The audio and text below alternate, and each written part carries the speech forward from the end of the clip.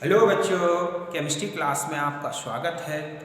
आज मैं आपके लिए जो टॉपिक स्टार्ट कर रहा हूँ और ये टॉपिक है factors affecting on heat of reaction. Okay, तो देखो बच्चों, जो हीट ऑफ रिएक्शन है वो डिफरेंट फैक्टर्स पर डिपेंड करती है। तो ये कौन कौन से फैक्टर्स हैं जो हीट ऑफ रिएक्शन को इफेक्टेड करते हैं, उन्हीं फैक्टर्स को हम अपने इस टॉपिक में डिस्कस करेंगे। ओके, तो फिर स्टार्ट करते हैं। और जो मैंने फर्स्ट फैक्टर लिया है वो है physical states of reactants and products. Okay, तो देखो बच्चों, किसी भी रिएक्शन में रिएक्टेंट्स या प्रोडक्ट्स इनकी फिजिकल स्टेट चेंज होती है तो सेम रिएक्शन के लिए जो रिएक्शन एंथैल्पी है या हीट ऑफ रिएक्शन है इसकी वैल्यू चेंज हो जाती है। ओके, तो मैंने यही लिखा है कि heat of reaction changed with change in physical state of reactant और प्रोडक्ट। ठीक है, जैसे ये है H2O का formation, H2O gas plus half O2 gas, H2O gas. तो देख रहे हैं आप H2O गैसियस फॉर्म में बना, तो इसका जो रिएक्शन एंथैल्पी है स्टैंडर्ड स्टेट में वो है -57.8 किलो कैलोरी पर मोल। ओके, सेम रिएक्टेंट है, उनकी स्टेट हमने नहीं बदली, केवल H2O की स्टेट बदली है यहाँ प्रोडक्ट की। H2O लिक्विड स्टेट का फॉर्मेशन हो रहा है, तो इसी रिएक्शन के लिए डेल्टा H और स्टैंडर्ड कितना हो गया बच्चों, -68.32 किलो कैलोरी पर मोल। देख रहे हैं आप कि जब ये गैसियस फॉर्म में बन रहा है तो हीट कम रिलीज हो रही है, लेकिन लिक्विड फॉर्म में बन रहा है तो ज्यादा हो रही है। बना तो H2O ही है, तो यहाँ पर स्टेट्स बदल गई हैं। तो ये जो चेंज आया ना बच्चों, ये H2O की गैस से लिक्विड में कन्वर्जन के कारण आया है कि जब वो गैसियस फॉर्म में बना होगा और जैसे ही लिक्विड स्टेट में चेंज होगा कुछ और हीट रिलीज होगी। अब यदि लिक्विड से हम सॉलिड की तरफ चले तो और ज्यादा हीट रिलीज होगी। तो यही मैंने लिखा है कि delta H R standard for second case means इस केस में is the higher because heat is evolved means released when steam condensed. जब ये गैसियस से लिक्विड फॉर्म में चेंज हुआ होगा तो कुछ हीट रिलीज हो गई होगी, वही हीट इसकी वैल्यू को बढ़ा रही है। तो ये जो कन्वर्जन है H2O गैस से H2O लिक्विड में, यहाँ का जो हम देखें कि इस कन्वर्जन का कितना हीट चेंज हुआ होगा, तो ये वैल्यू जो है आप देख रहे हैं गैस से हम H2O लिक्विड स्टेट की अगर माइनस करें तो हमारे पास ये वैल्यू आएगी, मींस कि गैस से जब लिक्विड H2O चेंज हुआ होगा तो 10.5 किलो कैलोरी होगी। ओके, यहाँ पर है किलो कैलोरी पर मोल में हीट जो है रिलीज होगी। और उल्टा जस्ट कर दें कि H2O liquid to H2O vapour या गैस, तो डेल्टा HR जो होगा वो हो जाएगा 10.5 किलो कैलोरी पर मोल। तो ये एक क्या होगी बच्चों, वेपोराइजेशन एंथैल्पी, और यही वाटर की वेपोराइजेशन एंथैल्पी भी होती है। तो इस तरह से आपने देखा कि फिजिकल स्टेट चेंज होने से जो है रिएक्शन एंथैल्पी में चेंज आता है। तो यहां तक आप नोट करें। ओके,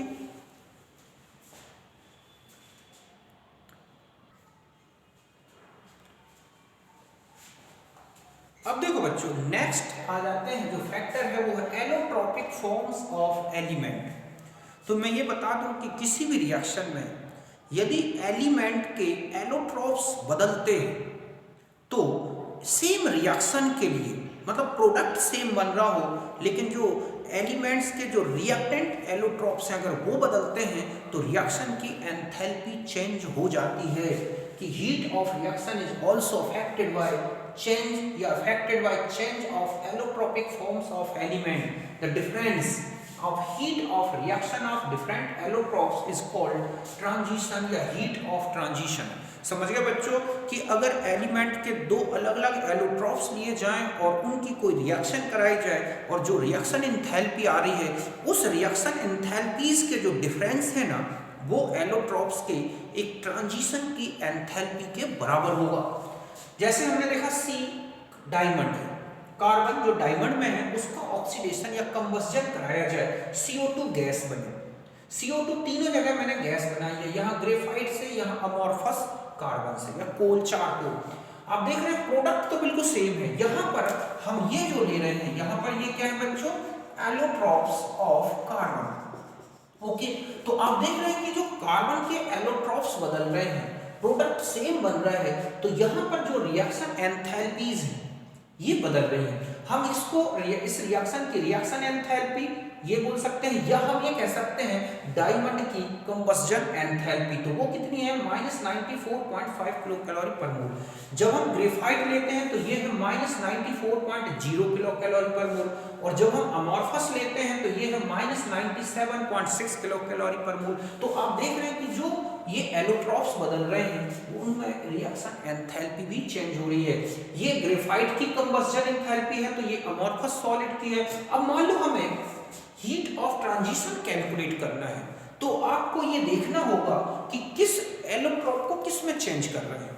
तो जो रिएक्टेंट एलोट्रॉप है उसकी कंबस्जन एंथैल्पी में से प्रोडक्ट एलोट्रॉप की क्या कर दो आप, कंबस्जन एंथैल्पी को माइनस कर दो। और वैसे भी मैंने आपको बताया था कि रिएक्शन एंथैल्पी अगर कैलकुलेट करना है कंबस्जन एंथैल्पी में से, तो रिएक्टेंट की कंबस्जन एंथैल्पी में से प्रोडक्ट की कंबस्जन एंथैल्पी माइनस कर दोगे तो रिएक्शन एंथैल्पी आ जाएगी आप जिस रिएक्शन के लिए कैलकुलेट कर रहे हैं। तो सपोज तो ये है ट्रांजिशन एंथैल्पी कैलकुलेट करने का फॉर्मूला कि रिएक्टेंट जो है हमारे पास एलोट्रॉप उसकी कंबस्जन एंथैल्पी क्या है, प्रोडक्ट एलोट्रॉप है उसकी कंबस्जन एंथैल्पी क्या है, इनका डिफरेंस लें। सपोज हमें ग्रेफाइट से डायमंड का चेंज लेना है, तो यहाँ पर ये क्या हुआ बच्चों, रिएक्टेंट ओके एलोट्रॉप, और ये क्या हुआ बच्चों, प्रोडक्ट एलोट्रॉप ओके।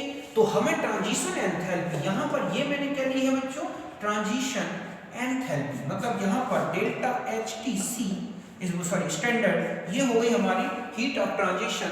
तो हम ग्रेफाइट की कंबस्जन एंथैल्पी, क्यों, क्योंकि हमें रिएक्टेंट की लेनी है कंबस्जन एंथैल्पी, और डायमंड की जो है कंबस्जन एंथैल्पी, इनका डिफरेंस लें तो आप देख रहे हैं 0.5 किलो कैलोरी पर मोल पॉजिटिव में आ रहा है। इसका मतलब क्या होगा बच्चों कि ग्रेफाइट से डायमंड में अगर चेंज आता है तो हीट एब्जॉर्ब होगी, मींस डायमंड जो है is less thermal stable then graphite okay. मतलब डायमंड की जो थर्मल स्टेबिलिटी है वो ग्रेफाइट से कम होगी। और अगर हम इसका चेंज उल्टा कर दें ओके, कि यहां पर हम ये चेंज देखें कि अगर हमें डायमंड से कार्बन जो है ये है डायमंड फॉर्म में और इसे हम ग्रेफाइट फॉर्म में चेंज करना चाहें तो हम delta HR means transition enthalpy क्या लेंगे बच्चों कि delta HC of diamond minus delta HC of graphite. तो डायमंड की कितनी है बच्चों, देखो आप यहाँ पर डायमंड की है -94.5 माइनस और माइनस ये हमारे पास है 94 G किसके, ग्रेफाइट की। तो आप देख रहे हैं कि ये है पॉजिटिव आ गई किलो कैलोरी पर मोल में। मतलब ये है कि अगर डायमंड ग्रेफाइट पे चेंज होगा तो इतनी हीट रिलीज होगी पर मोल के हिसाब से।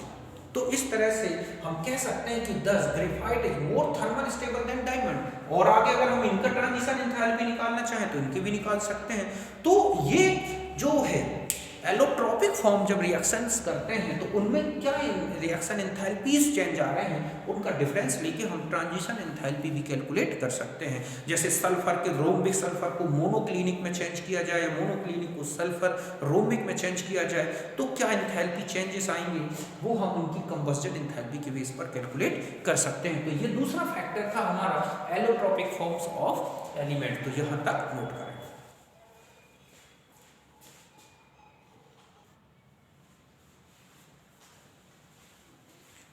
अब देखो बच्चों, अब हम आ जाते हैं नेक्स्ट फैक्टर है और वो है fact of pressure and volume.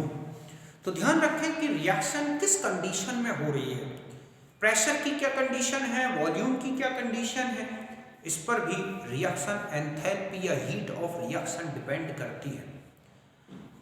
यहां पर देखा गया कि अगर delta HR standard heat of reaction at constant pressure है ओके, और delta ER standard heat of reaction at constant volume है, तो ये दोनों का रिलेशन है delta HR standard equal to delta ER standard plus delta NG RT okay. अब delta NG क्या है बच्चों, समेशन NG प्रोडक्ट, मतलब जितने भी प्रोडक्ट गैसियस स्टेट में है आप उनके मोल्स को ऐड करें और जितने रिएक्टेंट्स गैसियस स्टेट में हैं उनके मोल्स को आप माइनस कर दें, ऐड करके वो ऐड कर लें और दोनों का डिफरेंस ले लें।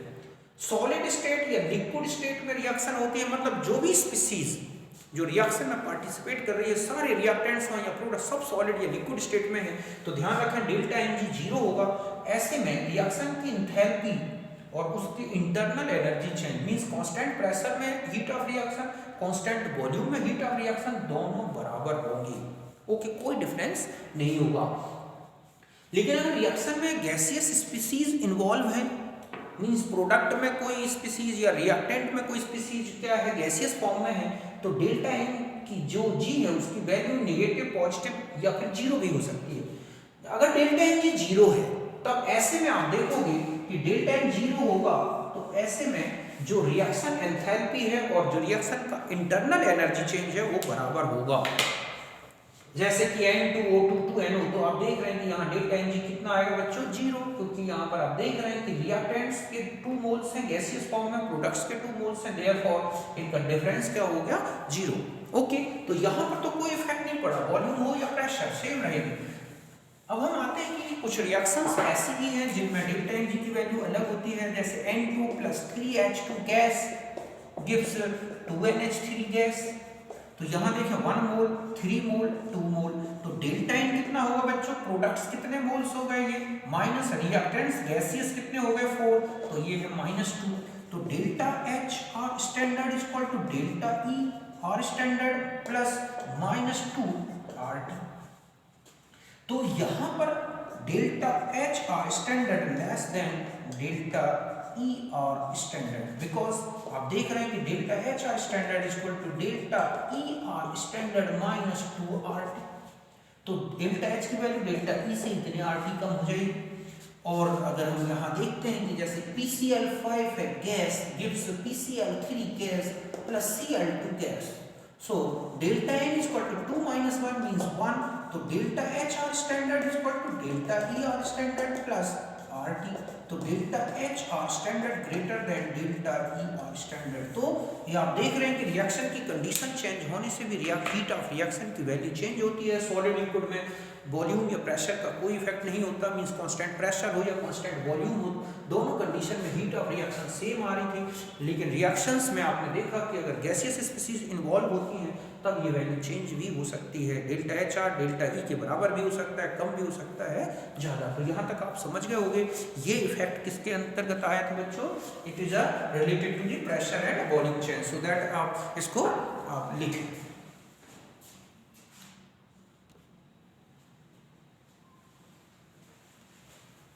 अब देखो बच्चों नेक्स्ट जो फैक्टर है और वो है इफेक्ट ऑफ टेम्परेचर। तो रिएक्शन एंथैल्पी में या रिएक्शन की जो heat of reaction at constant pressure हो या कांस्टेंट वॉल्यूम हो, ये टेम्परेचर चेंज होने से कुछ इफेक्टेड होती है। नॉर्मली बहुत नॉर्मल चेंज आता है, मतलब बहुत ही माइनर चेंज आता है, फिर भी क्या इफेक्ट पड़ता है टेम्परेचर चेंज होने से, हम उसको भी कैलकुलेट कर सकते हैं। और इसके लिए एक रिलेशन दिया गया किरचॉफ इक्वेशन। हमें ये किरचॉफ इक्वेशन से ये पता चलेगा कि टेम्परेचर चेंज होने से हीट ऑफ रिएक्शन में क्या चेंज होता है। तो किरचॉफ इक्वेशन ये है delta H T2 minus delta H T1 upon T2 minus T1 equals to delta Cp। यहाँ डेल्टा Cp क्या है बच्चों, समेशन ऑफ Cp प्रोडक्ट, जितने भी प्रोडक्ट्स हैं उनकी Cp वैल्यूज को ऐड कर लें और जितने रिएक्टेंट्स हैं उनकी Cp वैल्यूज को माइनस इस तरह से ऐड कर लें और फिर दोनों का डिफरेंस ले लें। डेल्टा एच T2 क्या है, enthalpy of reaction eight T2 temperature. Delta H T1 क्या है, T1 टेम्परेचर पर रिएक्शन एंथैल्पी। जस्ट ऐसा ही डेल्टा E ये T2 minus delta E T1 upon T2 minus T1 equals to delta Cb।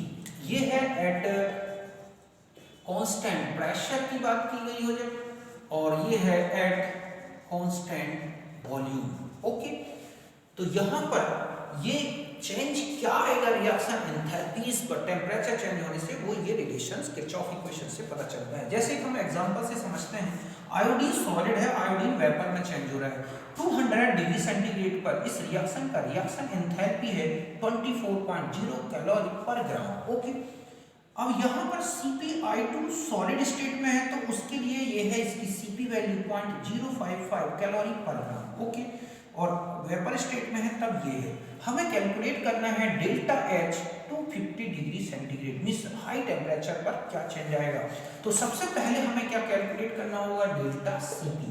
तो देखो delta Cp आप calculate करते हैं प्रोडक्ट्स में से रिएक्टेंट्स की माइनस करते हैं, हमारे पास एक ही रिएक्टेंट है, एक ही प्रोडक्ट है, तो हमें क्या करना होगा, प्रोडक्ट की जो एंथैल्पी है उसमें से माइनस करना है। मींस हम यहाँ लिखेंगे Cp iodine vapour minus Cp iodine solid. Okay, तो वेपर स्टेट में देखो बच्चों कितनी है 0.031 माइनस ये कितना हो जाएगा बच्चों 0.055।